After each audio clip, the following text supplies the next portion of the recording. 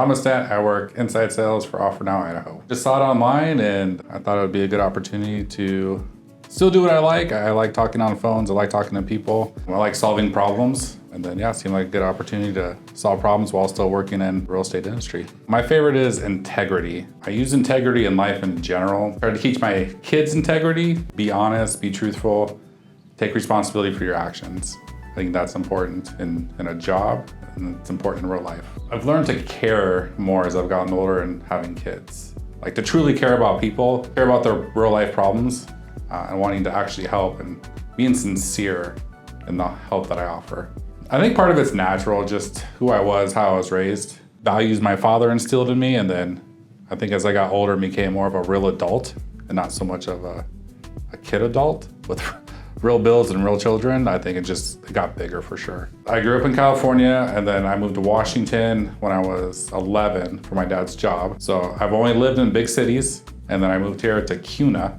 So little town, little people, farmland. It's different, but it's nice. Like everybody's so freaking nice here and I don't understand it. Nobody's ever been mean to me here and I'm just not used to that. I'm used to people being rude and honking their horns at me and yelling at me, and just, it's a much better way of life out here. I love it. I like to refinish furniture.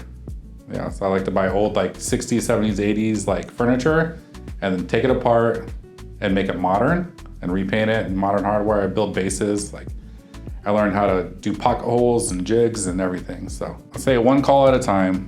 Everybody that you talk to, just ask them questions, find out how they need help. If they need help selling, we can help. If they need help finding the right path to keep, I think that's just as important. I would say it's more difficult than you can imagine it to be, not in a bad way. There's so many different personalities and people you talk to. Trying to achieve everything in one day is not possible. It's a marathon, not a sprint. So staying positive, rely on your teammates, rely on your support team that's around you, management. Everybody's there to help you. How nice everybody is that you actually work with. I come from the corporate world, right? And hedge killers and people who don't care.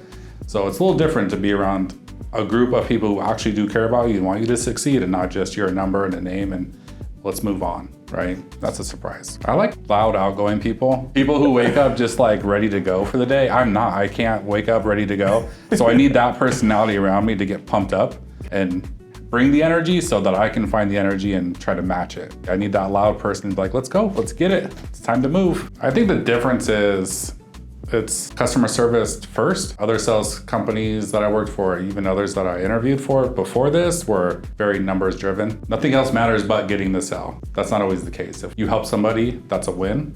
Even if you don't buy the house or get a sale out of it or make money off of it, it's a win at the end of the day. Not everybody does that.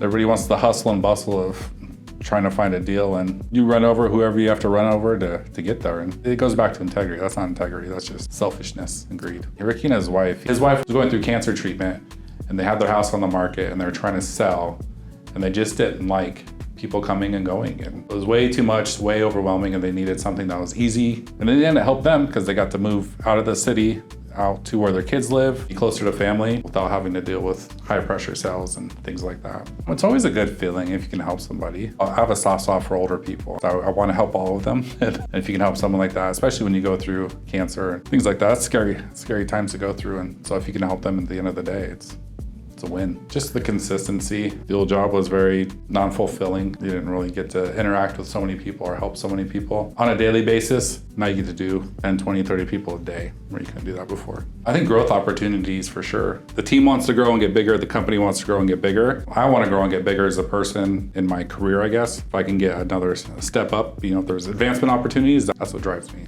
Trying to get to the next level. If I can get more sales, if I can be a team leader or something of that nature. I love to coach people. Like I did years of corporate management teams and coaching teams and building teams and hiring and firing, I guess you could say. So when you can help others get better, that's what drives me to do something. I like to help people. It goes back to integrity. Again, through the interview process, it felt more customer service based, which is what I like, opposed to just trying to be a hustler and run people over and make money. That's not what I want to do.